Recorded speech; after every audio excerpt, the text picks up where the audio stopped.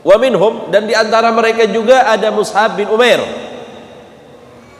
Mus'ab bin Umair di dalam riwayat, ia adalah sahabat paling pandai di antara yang lain. Sahabat masih banyak yang nggak bisa baca, Mus'ab bin Umair adalah sahabat yang sudah pandai membaca. Selain ia kaya, selain ia adalah orang yang ternama, bangsawan ia, pandai membaca. Di dalam riwayat ia memiliki wajah yang tampan.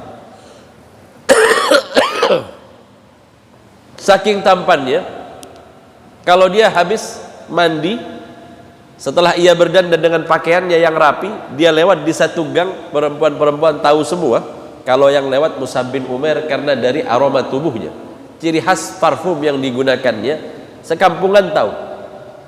Tapi belum pernah dia tergoda. Mus'ab bin Umair belum pernah nyembah berhala, Pak.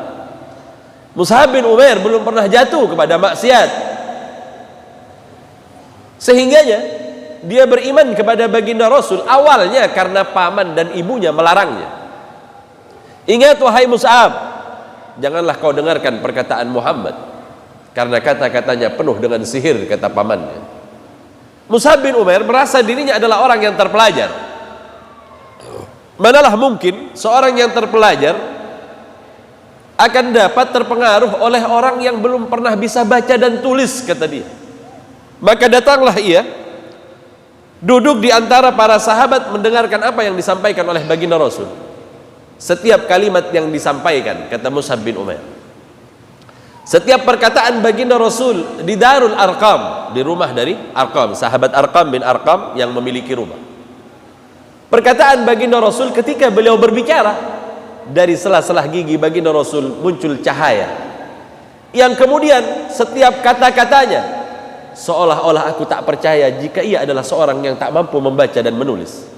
Hampir setiap kalimatnya menyihirku, seolah-olah aku adalah seorang anak kecil di hadapan seorang yang memiliki keilmuan yang luas, sehingganya aku tak berdaya tak kala ia perlahan-lahan memasukkan ajaran Islam kepadaku. Maka di dalam hati ini menggebu dan mengetahui tentang kebenaran yang dibawa oleh baginda Rasul sallallahu alaihi wasallam.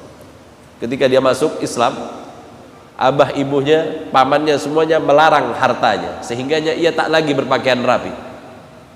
Sampai kemudian ia hijrah ke negeri Habasyah pertama kali, karena tak betah di negeri Habasyah dia pulang. Ketika sampai di kota Makkah ditanya oleh baginda Rasul, "Mengapa engkau pulang wahai Mus'ab bin Umair? Tidakkah engkau tersiksa di negeri ini karena siksaan orang tuamu?" Kata Mus'ab bin Umair, "Lebih baik aku disiksa di tempat ini ya Rasulullah, daripada aku aman di negeri orang tetapi jauh darimu ya Rasulullah. Setiap kalimatmu membuat semangat di dalam hatiku. Perjumpaanku denganmu adalah sebuah semangat yang tidak akan pernah runtuh ya Rasulullah. Biar mereka menyiksaku dengan 1000 siksaan, asal aku dapat menatapmu dalam waktu sesaat, cukuplah bagiku, walaupun disiksa seharian penuh nggak jadi masalah." Maka Mus'ab bin Umair kemudian beriman.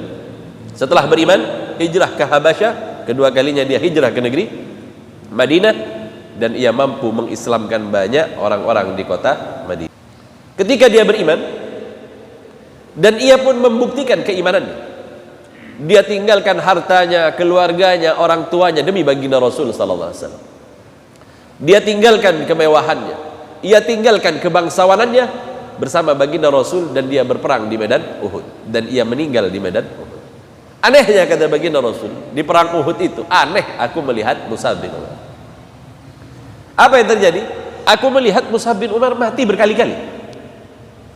Terbunuh ia di sini, tiba-tiba muncul lagi di tempat lain, berkali-kali muncul di beberapa tempat hingga selesailah perang Uhud. Ketika selesai perang Uhud, aku tahu persis bahwa Mus'ab bin Umair telah meninggal. Tetapi ada sesosok yang sama dengan Mus'ab bin Umair yang berperang. Ketika aku melihat Mus'ab bin Umair, "Akankah engkau Mus'ab bin Umair?" Baginda Rasul kemudian bertanya kepada orang ini. Apa kata orang tadi itu? "Ya Rasulullah, aku adalah malaikat yang diutus oleh Allah untuk menyelesaikan peperangan ini, karena Mus'ab bin Umair adalah orang-orang yang berpegang kepada janjinya."